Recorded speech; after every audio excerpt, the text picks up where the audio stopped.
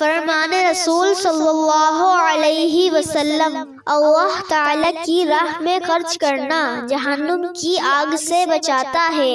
حضرت عدی بن حاتم رضی اللہ تعالی عنہ سے روایت ہے کہ میں نے رسول اللہ صلی اللہ علیہ وسلم سے سنا کہ تم میں جو شخص اللہ تعالی کی راہ میں کھجور کا ایک ٹکڑا دے کر ہی آگ کے عذاب سے بچ سکتا ہے تو اسے ضرور ایسا کرنا چاہیے۔